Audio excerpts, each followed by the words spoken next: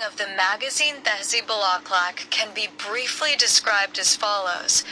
When Sir Syed Ahmed Khan went to England with his eldest son Syed Mahmud in 1869, he, Sir Syed Ahmed Khan, probably stayed there for a year, 1869 to 1870.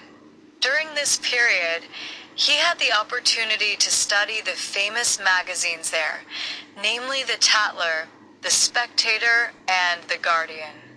These magazines were published to improve the morals of the younger generation in society, as well as the morals of those people who were becoming immoral and unruly and had become more and more.